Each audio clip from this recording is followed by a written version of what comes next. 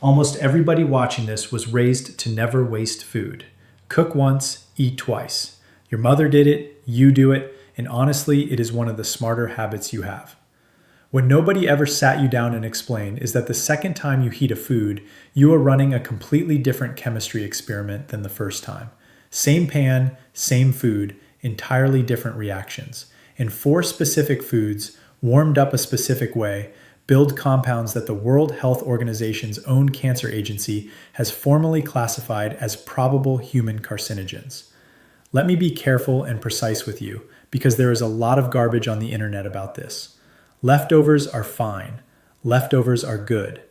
The difference between making those compounds and not making them is almost always the dial on your stove and about 90 seconds of your time. And before you click off because you think this is the usual "don't microwave anything" scare video, give me 1 minute, because the real answer flips what you have been told. Your microwave is the hero of this story. I will get to exactly why at the end. I'm Dr. John Myers. I'm an internal medicine specialist, and in 22 years of practice, the questions that come at me on the way out the exam room door are almost never about medications. They are about the kitchen. So today, 4 foods. One of them is the healthiest thing in your refrigerator right now. One of them is sitting in a pot in about half the households in this country tonight. And the fourth one is the one that worries me most, because it is the most reheated food on the planet, and you almost certainly warmed it up this week. And look, what happens in your kitchen between 6 and 7 at night does more for how you age than almost anything I can write on a prescription pad. That is exactly the kind of thing my patients ask me about every single day. So I took everything I tell my own patients and put it into one simple plan for living longer, stronger, and healthier after 60. 28 of the things that actually change as you get older. Your blood pressure, your blood sugar, your memory, your balance. And those are only some of them. Thousands of people are already using it to take back their health. It's already helped so many of them live their best life after 60. The link is on your screen right now, so go check it out at drjohnmyers.com. And I'll drop that same link down in the description below, so it's right there whenever you're ready. All right, one idea before the list, because once you have it, you can work out the answer for any food in your refrigerator, including the ones I don't name today. When you cook a food the first time, heat does exactly what you want it to do. It breaks apart tough structures. It unfolds proteins so your gut can get at them. It releases nutrients and it kills bacteria. That is the entire point of cooking, and it works. Then the food cools. And while it sits in that container overnight, it changes. The proteins have already been unfolded. The starch recrystallizes into a tighter structure. The fats have already been partly cracked open. Bacterial spores that sailed through the first cooking wake up. So when you put that food back on the heat is landing on something that has already been altered once. Different material, different reactions. And that second heat does 3 things the first heat never did. 1, it creates. It builds compounds that were not in the food when you cooked it and were not in it when you put it away. 2, it compounds. The first heat starts the damage, and the second heat goes to work on what the first one already broke open, so it runs faster and further every pass. 3, it can't undo. Heat kills bacteria. Heat does not destroy the poisons some bacteria leave behind, so a reheat can look and smell and taste like it fixed the problem, while the actual problem is sitting right there on the plate. Creates, compounds, can't undo. Every one of the 4 foods today gets scored against those 3, and every single one has a fix that costs you nothing. And I want you to hear that last part, because it is the whole point of this video. Nobody here is asking you to throw away food. Telling somebody on a fixed income to throw out a perfectly good dinner is an insult, and I won't do it. The lever you actually hold in your own hand is the method. How hot, how fast you cooled it, how many times, and what is on the pan. Number 1, and this is the one that makes people argue with me, spinach, and with it the whole dark leafy green family. Chard, kale, arugula, beet greens. I'll say the good part first, because it's true and it matters. Raw or cooked fresh and eaten, spinach is one of the best things you can put in your body. Iron, folate, vitamin K, lutein for your eyes, and greens are one of the real reasons a plant-heavy diet lowers blood pressure. I want you eating them. Now the chemistry. Leafy greens pull nitrate out of the soil and store it in the leaf.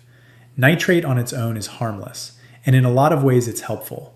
It is the same compound in beetroot that your blood vessels convert into nitric oxide, which relaxes and opens them up. What changes it is warm storage. Bacteria on the leaf convert nitrate into nitrite, which is a much more reactive form of the same element, and they do that fastest in the temperature window between about 40 and 140 degrees Fahrenheit. So a pan of spinach left on the stovetop for 2 hours to cool, or a spinach quiche sitting out on the counter after dinner, is quietly building nitrite the entire time. Then you reheat it.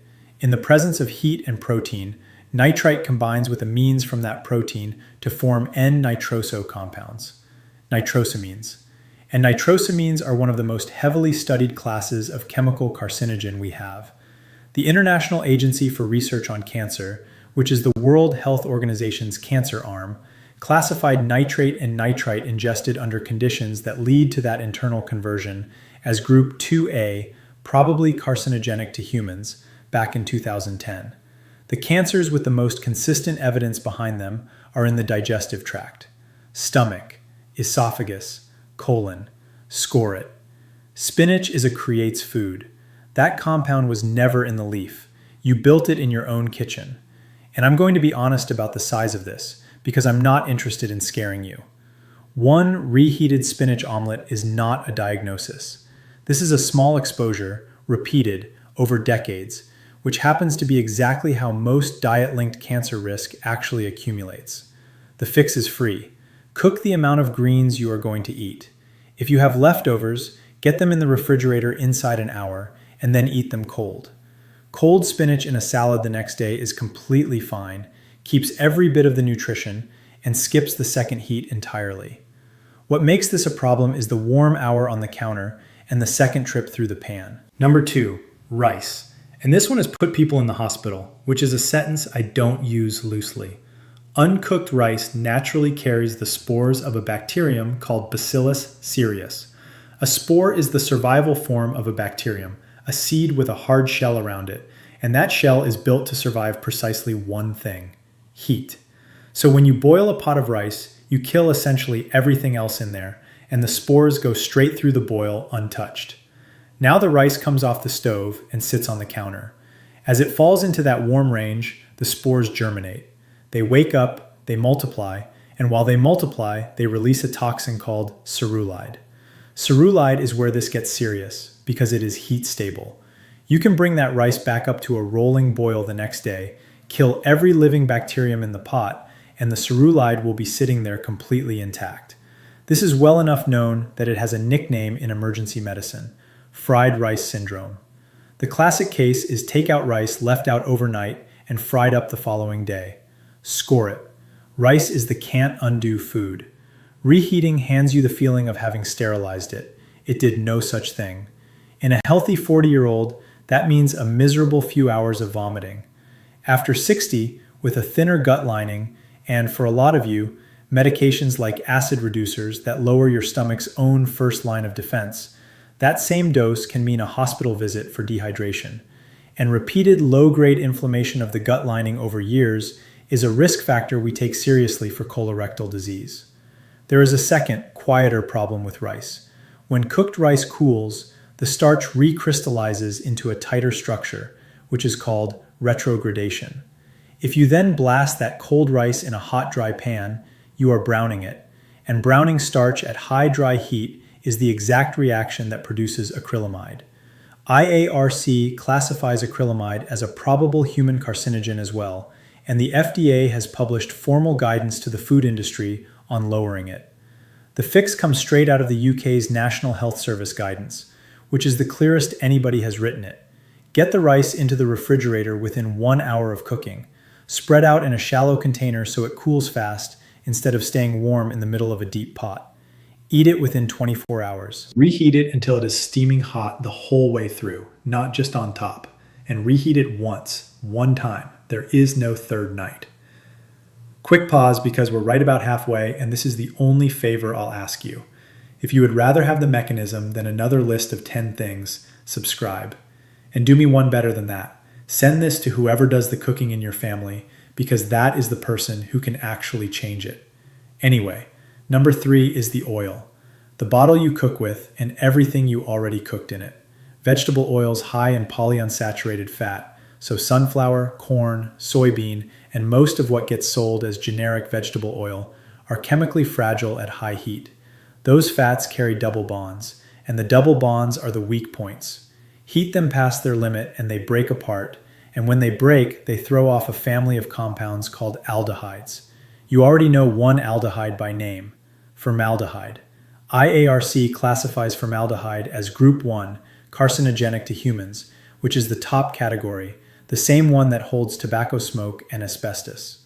Another one that turns up in overheated oil is acrolein, which is what gives burnt oil that harsh smell that catches the back of your throat, and IARC moved acrolein up into the probable human carcinogen group in 2021.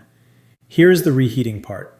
Chemists at the University of the Basque Country in Spain have done some of the best work on this, published in the journal Food Chemistry, and what they found is that heating the same oil again produces far more of these compounds on each pass.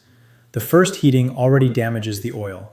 The second heating is working on oil that is already partly broken down, so it degrades faster and further. That is the compound's root, and this is the clearest example of it anywhere in your kitchen. And this is not only about a jar of saved frying oil.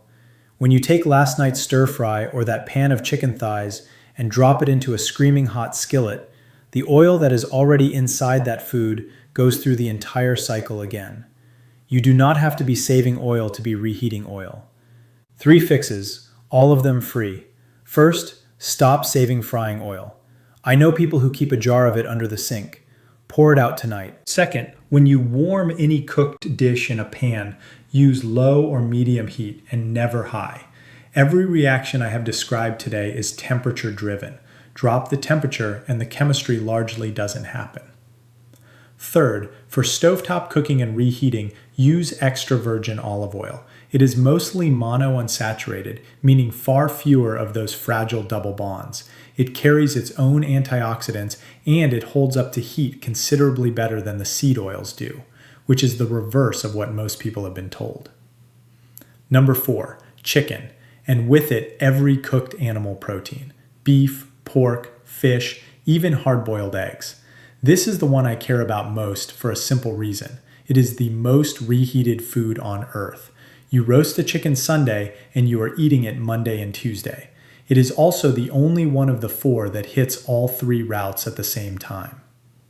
Start with creates. When you cook meat at high temperature, the amino acids and the creatine inside the muscle react with each other and form heterocyclic amines, HCAs.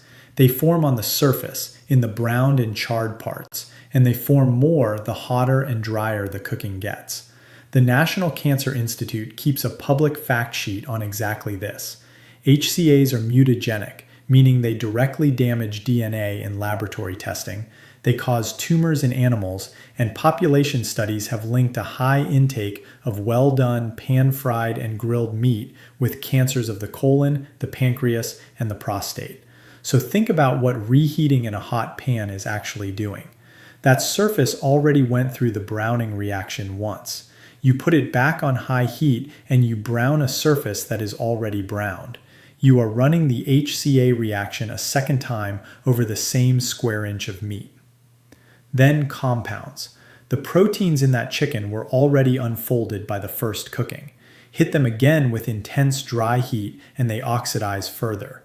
Dry, high heat is also the single biggest driver of advanced glycation end products, which we shorten to AGEs.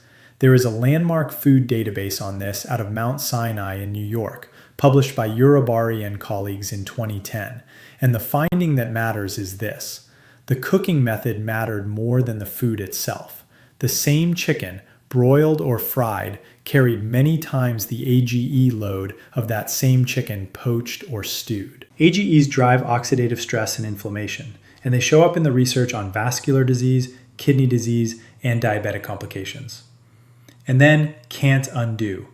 Cooked chicken is one of the easiest foods in your refrigerator for bacteria to recolonize once it has cooled. And Staphylococcus aureus, which lives on human skin and gets onto food from hands, produces an enterotoxin that is heat stable. Same story as the rice. You reheat to 165 degrees, you kill every bacterium, and the toxin is still sitting on the plate. So here's how you reheat chicken, and this is the single most useful sentence in this video. Low heat. A pan on medium-low, a splash of water or broth in the bottom, and a lid on top. You are steaming it. Moist heat kept underneath the browning threshold, so the HCA reaction never runs, the AGEs don't form, the oil inside the meat doesn't degrade, and the food comes out better. It stays moist instead of turning into that dry, streamy, disappointing leftover chicken everybody knows. The move to stop making is cold cooked chicken thrown into a rocket hot dry skillet to crisp it back up. That is the worst reheating habit in the average American kitchen, and it is also the most popular one. On storage, straight out of the USDA guidance, cooked poultry goes into the refrigerator within 2 hours of cooking, 1 hour if it is a hot day. Eat it within 3 to 4 days. I'll tell you what I personally do, which is 2 days, because that USDA number assumes a refrigerator actually running at 40 degrees or below, and most home refrigerators I ask patients about have never once been checked with a thermometer. Now let me tell you about a conversation, because this stops being chemistry the moment somebody is genuinely frightened. A patient I'll call Joan, 68, sharp as a tack, widowed 2 years, and she cooks on Sundays for the whole week, because cooking for one person every night is depressing and it's expensive. That spring, her younger brother had been diagnosed with colon cancer. She came in with a printed out article in her purse and asked me a question I have heard some version of 100 times. Doctor, have I been doing this to myself? Have I been doing it to my family for 40 years? That is the wrong question, and I want to answer it properly because I think a lot of you are asking it right now. Batch cooking did not give Joan's brother colon cancer. Nobody can take an exposure this small and this diffuse and draw a line from it to one person's tumor. Anyone on the internet who tells you they can do that is selling you something. The true version is smaller and much more useful. Cancer risk from the environment is the sum of thousands of small hits on the DNA inside your cells across decades, most of which your body repairs, some of which it doesn't. One big dramatic exposure is very rarely the story. Every exposure you remove is one less item in that pile. That is the entire game. It doesn't make a good headline, and it is how prevention actually works. So what Joan and I did was not throw out her Sunday cooking. We changed 4 things about it. Shallow containers instead of the deep pot. Into the refrigerator inside the hour. A lid and a splash of broth instead of the hot skillet. Greens eaten cold. She still cooks on Sundays. She simply stopped handing her own food a second chemistry lesson on the way to the plate. Which brings me to the thing I promised you at the very top, and it turns most of the advice you have heard upside down. Of everything in your kitchen, the microwave is the safest way to reheat 3 of these 4 foods. I know how that sounds. Health videos have spent 20 years telling you the microwave is the dangerous appliance. The chemistry says the opposite, and it isn't close. A microwave heats by vibrating the water molecules inside the food, and water tops out at boiling. So a microwave doesn't drive the surface of your food up into the browning range where heterocyclic amines form. It doesn't brown starch, so no acrylamide. It doesn't push oil past its breakdown point, so no fresh aldehydes. And in that Mount Sinai data on AGEs, microwaving landed among the very lowest of all the methods tested, far underneath broiling and frying. Microwaves do not make food radioactive. They do not strip out the nutrition either. Because the cooking time is so short, microwaving actually preserves more of several vitamins than boiling does, since boiling leaches them into water most people pour down the sink. It has exactly one real weakness, and it's a genuine one. It heats unevenly. Cold spots survive, and a cold spot is where bacteria survive. So there are 3 rules. Cover it. Stir it halfway through, and let it stand a minute or 2 afterward, because it keeps cooking during that rest and the heat evens itself out. Do those 3 things, and the microwave beats the skillet on every measure that matters here. Spinach and greens are the one exception, and only because the right move there is to skip the reheat entirely and eat them cold. And what I just walked you through, all of it, is 1 page out of 28. It's the same approach the whole way down. What is actually happening inside you, and the free version of the fix? The link is down in the description, and I pinned it right at the top of the comments so you don't have to go hunting for it. Whenever you're ready, no rush. Before the recap, one hard line I need to draw, because everything I've described is the slow version of this, and there is a fast version that is a genuine emergency. If you or somebody in your house eats reheated food and then has vomiting that will not stop, diarrhea lasting more than 2 days, a fever above 102, blood in the stool, or the signs of dehydration, which are dizziness on standing, no urine for 8 hours, a dry mouth, confusion, that is not a wait and see situation. After 60, dehydration from a foodborne illness turns dangerous far faster than it does at 40, and faster still if you take a blood pressure pill or a water pill. Call your doctor. If there is confusion or you cannot keep fluids down, go in. And if food smells wrong, looks slimy, or you're standing at the refrigerator thinking, I'm not really sure how long that's been in there, you already have your answer. Throw it out. That is the one time in this whole video I will tell you to. All right, what to do tonight? 6 things, and every one of them is free. 1. Nothing you cooked sits on the counter longer than an hour, including the time you spend waiting for it to be cool enough for the refrigerator. Shallow container, lid off until it stops steaming, then in. That one habit removes most of the risk in this entire video. 2. Leafy greens never get reheated. Cook what you'll eat, and any leftovers go into a cold salad the next day. 3. Rice gets cooled fast, eaten inside 24 hours, reheated until it is steaming all the way through, and reheated one time only. 4. Any dish you warm in a pan goes on low or medium heat with a lid and a splash of water or broth, never a hot, dry skillet. 5. The jar of used frying oil under the sink goes out tonight, and the bottle you cook with becomes extra virgin olive oil. 6. Use the microwave and use it properly. Cover, stir halfway, stand 2 minutes. None of that costs $1, none of it wastes a thing you already cooked. And together, those 6 habits cut your exposure to every compound I named today more than anything you could buy in a bottle.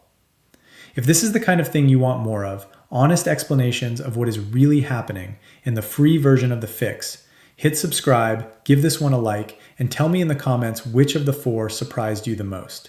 I read them. I'm Dr. John Myers. Look after yourself, and I'll see you soon.